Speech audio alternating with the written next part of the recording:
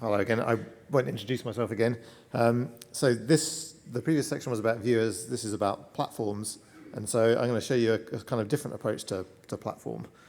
So this thing is called Digital Library Cloud Services, and it's the kind of, I guess, next generation of infrastructure that we're currently working on for the Wellcome Library. So the Wellcome Library is currently serving up quite a lot of IIIF resources, and it's based on infrastructure that was originally developed for the pre-IIIF environment. And they add a lot of stuff. They digitize 1 million images a month and plan to keep on doing that for a long time. So, and they also want to do lots of interesting things, as Christy demonstrated in her earlier talk about, with annotations and more sophisticated searching over those annotations and text, and handling very large amounts of traffic and having all sorts of bursts and scalable infrastructure for that kind of thing, and also building lots of other IIIF-based stuff as well. So the current infrastructure kind of needs a bit of an upgrade. So we thought, well, imagine a world, say, a few years down the line where the big kind of cloud hosting companies or Amazon Web Services or Microsoft Azure think, we got to get in on this IIIF action. We need to provide these kind of commodity services because they're open standards. What would such a thing look like? It doesn't exist now, but we can imagine what kind of elastic image server might look like. And well, let's just try and build it now. And that's what we're trying to do.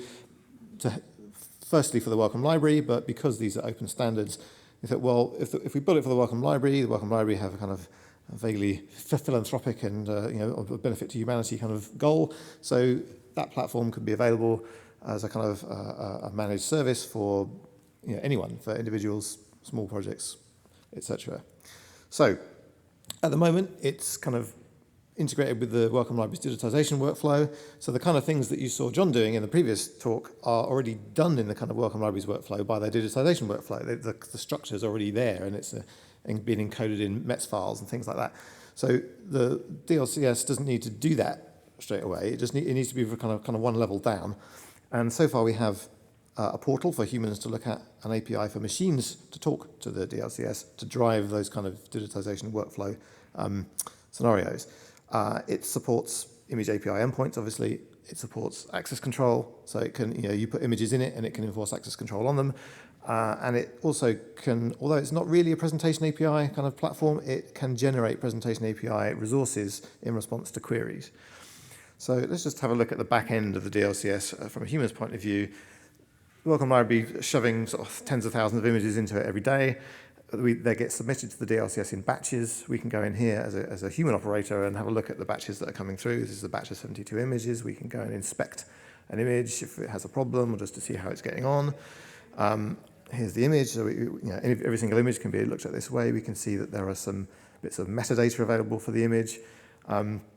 We can put images in these things called spaces. Here's a space in the Wellcome Library that has about 6.5 million images in it, and we can use spaces to give images default behaviors and properties simply by putting them in a space. We can tell the DLCS how it fetches images from the Wellcome Library in this case, what credentials it needs to present to go and fetch an image that you try to register. And also we can configure how we want our authentication services to work. So we could, for example, create a space that has a default behavior of enforce click-through access control on any image that is put in this space, and this is the kind of back-end interface where someone would specify the terminology, the labels, and the text that appears to users as they get orchestrated through that auth flow. So let's just do something incredibly simple in the DLCS. Let's just find an image on my hard drive and turn it into a IIIF image API endpoint. So now this is the kind of thing that you wouldn't do in a kind of on an industrial scale because it's kind of tedious. But you can see there that I just uploaded an image, and IIIF image API endpoint was made for it. I can open that in the universal viewer, in this case in kind of minimalist mode because it's just one image, and I can zoom in and zoom out of that image, and it's a IIIF image API endpoint. And if we go back and have a look at that in the DLCS, we can see that there's various bits of metadata that, in this case, just defaulted to their default values. And those bits of metadata are things that they don't mean anything to the DLCS, but I can use them when I build applications on top of it to make it do interesting things. And some of that metadata governs access control. So anyway, as I said, if we upload one image at a time like that, it's going to get a bit tedious. If you've arranged your metadata into, say, a CSV format, you can upload files like that. But really, if you want to integrate this into an application workflow or any other kind of application, you're going to need to use the API.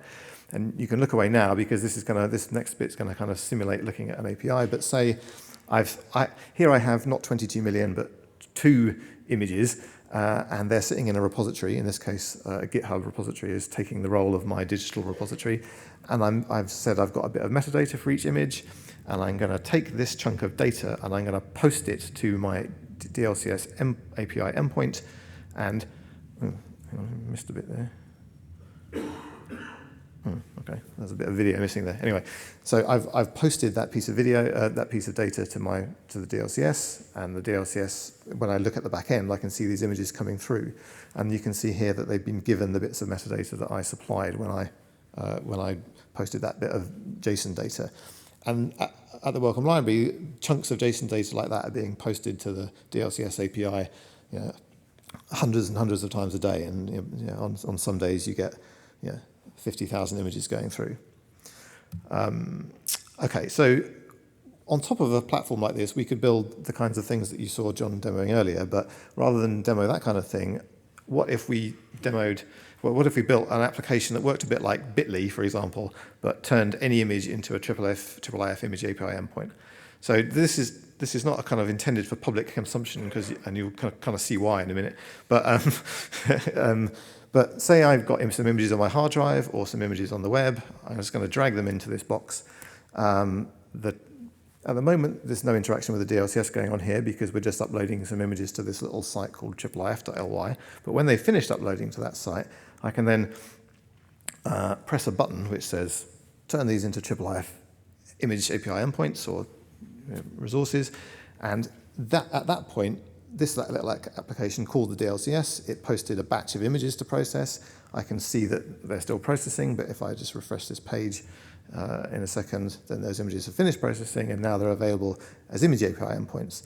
And you can see here that rather than a single image at a time, it's actually kind of maintained them as a IIIF, as a set of images. It's actually created a manifest, and it did this because I provided pieces of metadata that I then use to ask the DLCS to generate a manifest based on the values of sorry about that one.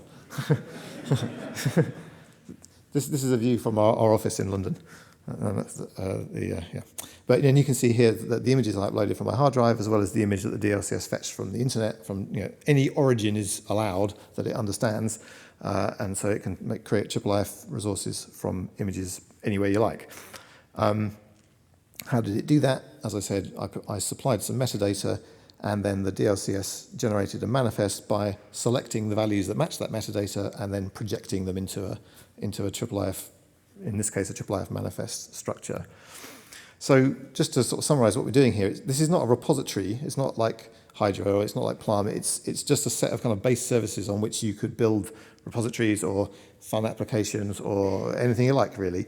And at the moment, it obviously provides IIIF image API endpoints and can generate kind of skeleton resources based on queries. But we're going to add an annotation server, we're going to add more search stuff, we're going to add some OCR capabilities so that this will form part of the OCR pipeline. And the OCR can not only obviously transcribe printed text, but also identify interesting image regions in uploaded images so that they're available as kind of potential annotation targets. It's like you saw earlier the MOH reports at Welcome. The presence of the tables could be kind of pre-canned annotations for people to add notes to, and lots of other things.